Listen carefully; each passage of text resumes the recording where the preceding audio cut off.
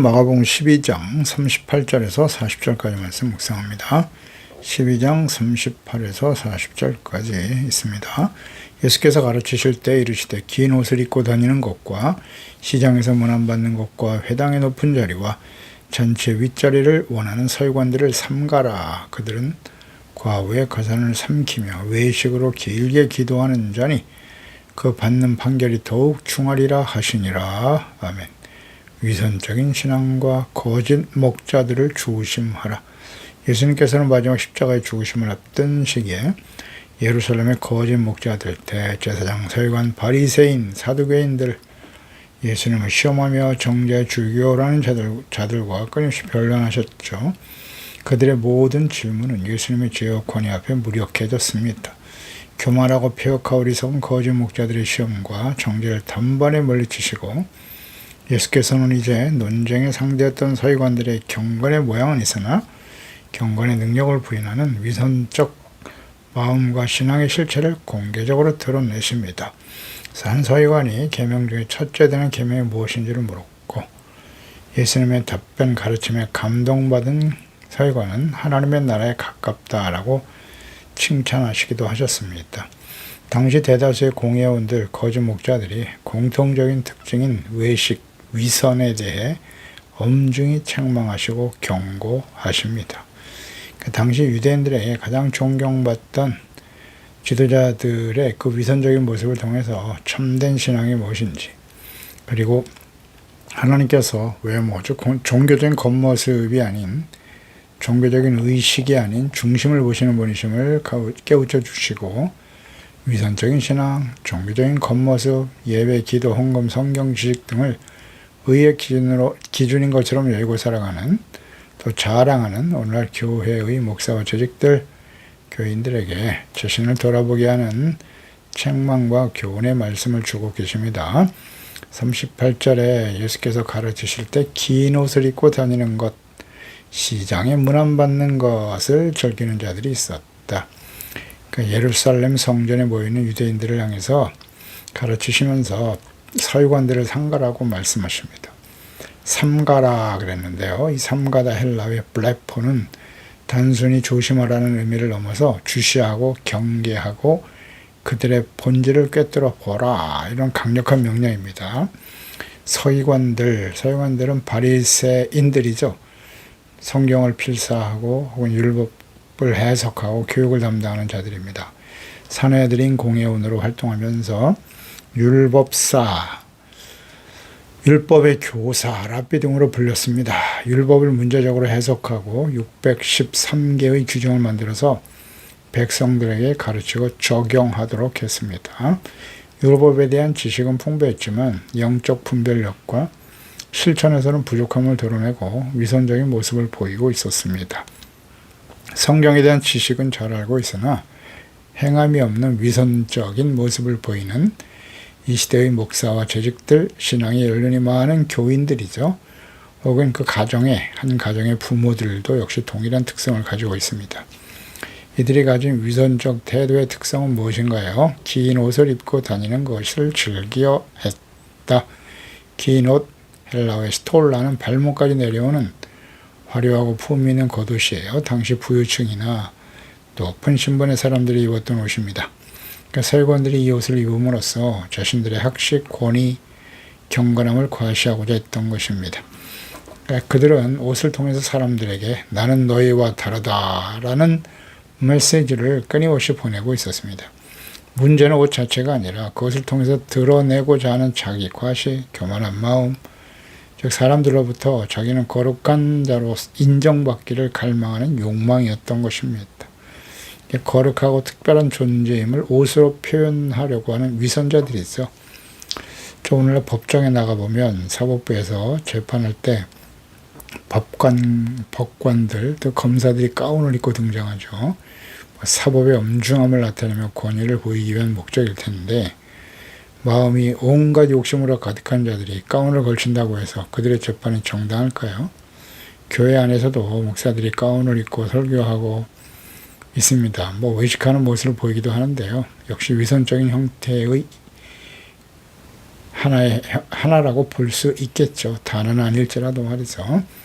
그 가운 자체가 사람을 거룩하게 만드는 건 아니지 않습니까? 그러니까 시장에서 문안을 받는 것을 좋아했다 그랬어요. 이들의 특성이. 시장에는 사람들이 가장 많이 모이는 공적인 장소죠. 그들은 이곳에서 사람들이 자신을 알아보고 라비오 선생님 하고 부르면서 허리를 굽혀 인사하는 것을 좋아했습니다. 인사받는 걸 좋아했죠. 이는 단순히 예의를 차리는 인사가 아니라 자신의 사회적, 정계적 지위를 확인하고 과시하며 만족을 얻는 행위였던 것이죠. 그러니까 나는 중요한 사람이다 라는 것을 공개적으로 인정받고 싶어하는 유명세, 명예에 대한 갈망이죠. 이것이 거짓 종교 지도자들의 특징이었다. 자기 과시욕, 정욕이고 교만의 특성입니다. 그들은 하나님 앞에서의 거룩함이 아닌 사람들 앞에서 인정과 명성을 추구했던 것입니다. 그러니까 그들의 관심은 하나님이 아니라 사람들의 시선과 칭찬에 있었습니다. 그리스도인들에게도 이러한 욕망과 유혹이 항상 존재합니다. 유명한 자가 되고 사람들로부터 인기와 명예와 칭찬에 목말라 있는 목사와 교인들, 우리는 어떠한가요? 39절에 회당의 높은 자리와 잔치 윗자리를 원하는 서기관들을 삼가라고 했어요. 자, 지켜보고 조심하라는 겁니다. 회당의 높은 자리, 회당에서 가장 높은 자리는 율법 우두머리, 율법을 잘 알고 가르치는, 또 율법을 보관하는 바로 그 교회 앞에 자리하는 것이 있는데요. 모든 회중이 잘 볼 수 있는 자리죠.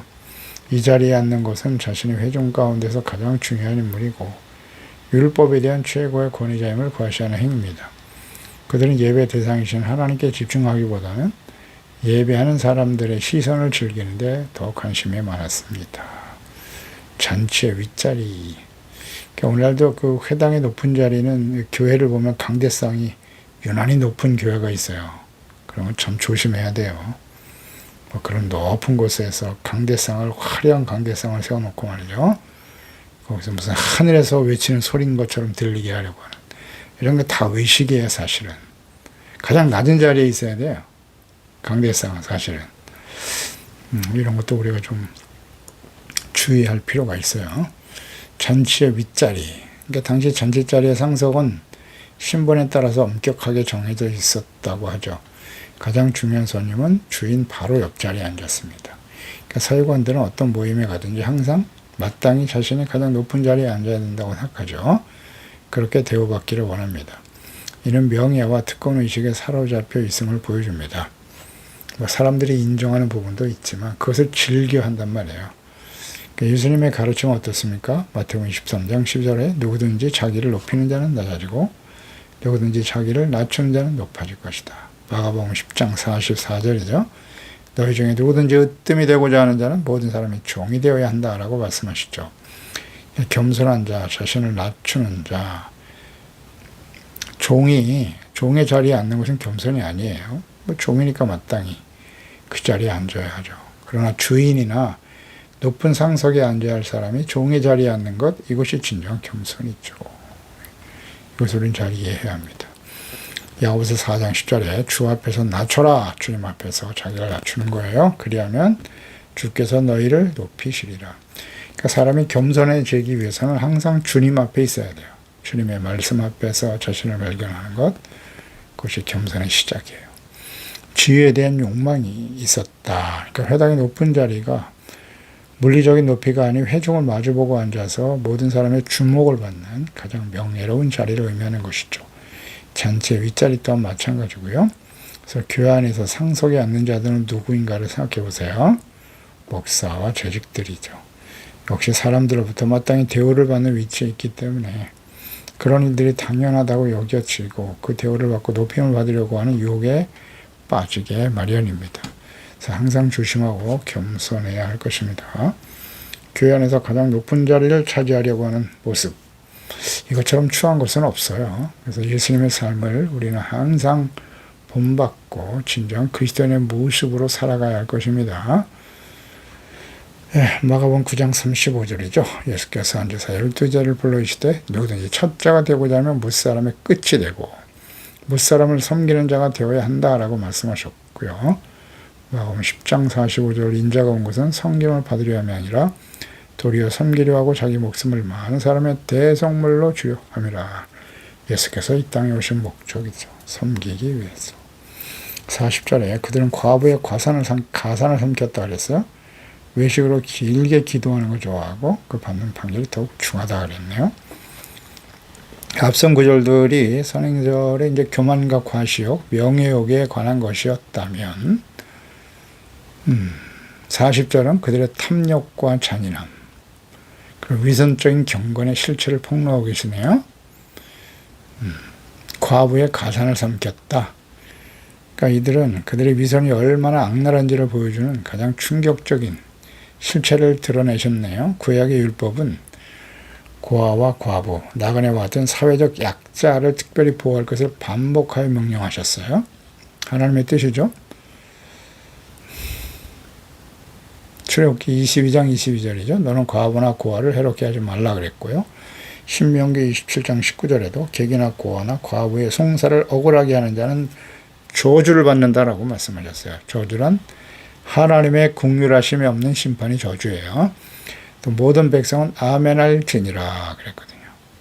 그러니까 율법을 누구보다도 잘 알고 가르치는 자들인 서기관들은 오히려 자신의 율법에 대한 지식과 사회적 신뢰를 악용하여 남편을 잃고 의지할 것 없는 과부들의 재산을 착취하고 있었다는 겁니다.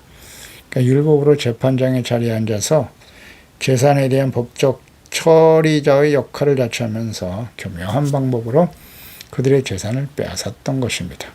가장 경건해 보이는 얼굴 뒤에 가장 추악한 탐욕이 숨어 있었던 것이죠. 외식으로 길게 기도하는 자니, 그러니까 외식으로라는 말은 보여주기 위해서 뭐뭐라는 구실로라는 뜻이죠.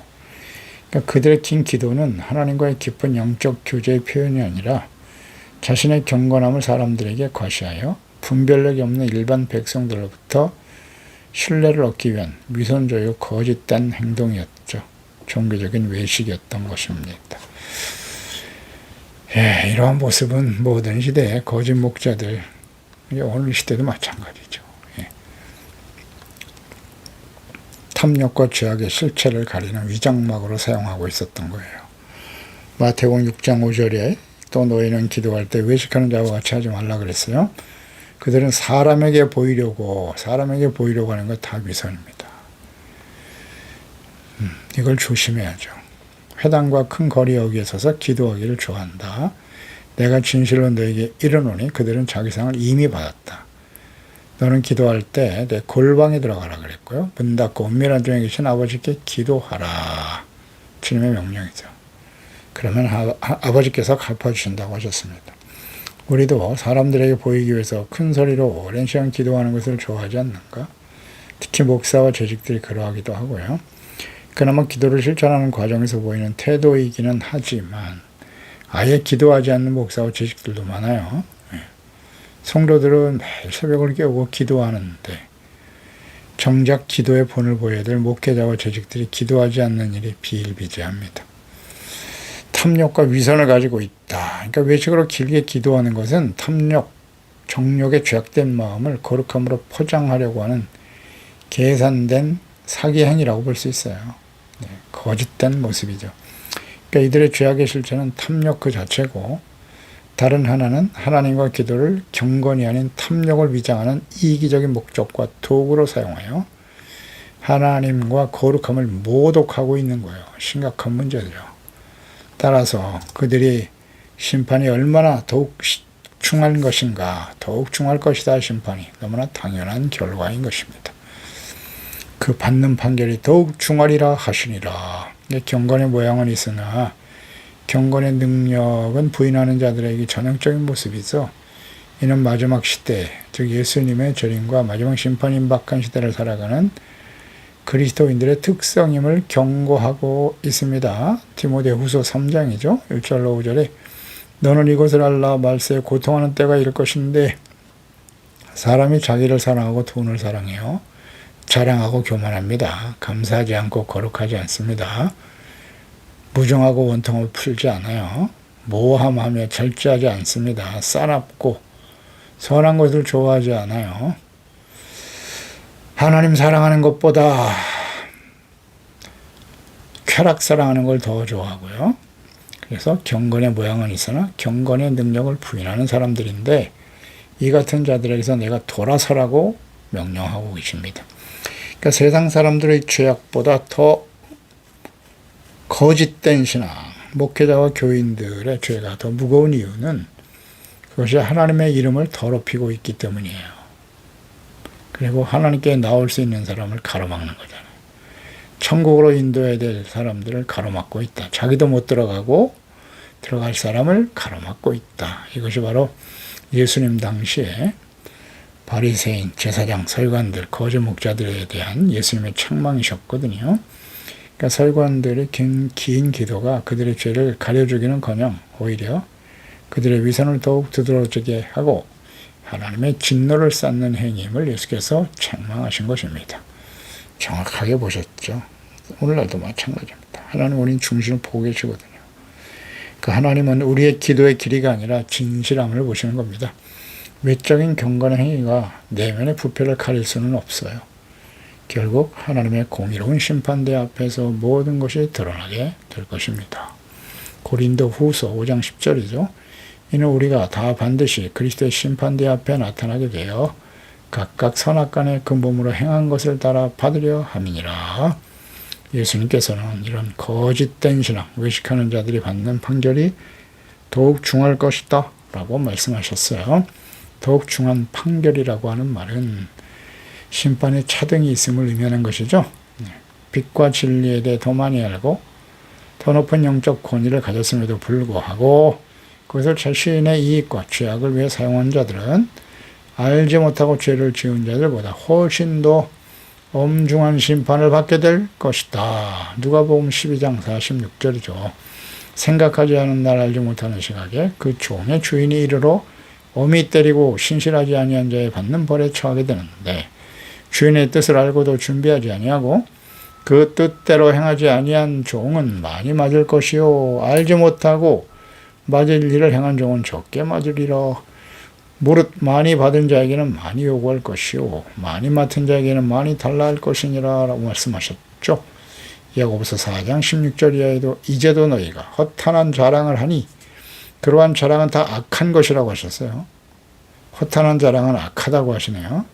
그러므로 사람이 선을 행할 줄 알고도 행하지 않는 것 그게 바로 죄다.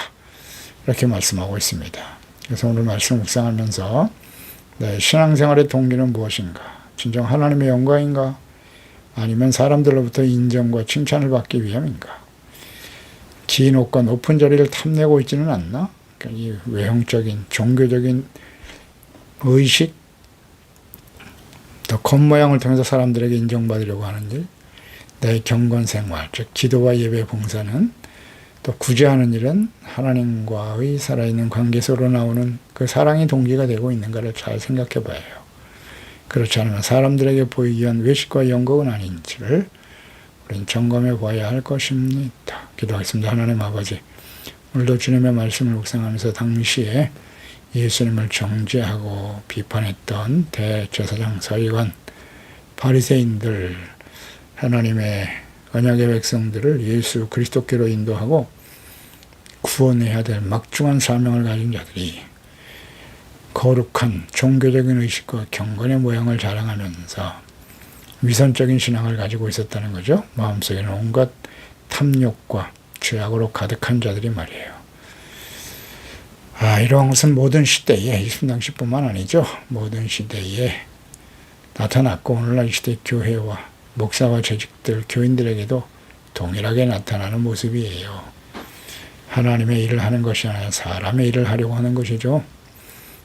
사람들, 하나님을 두려워해야 될 사람들이, 하나님의 종들이 사람들을 두려워하고 사람들에게 칭찬과 인정에 목말라 있는 이런 왜곡된 신앙, 위선적인 신앙을 빨리 벗어버리게 도와주시옵소서.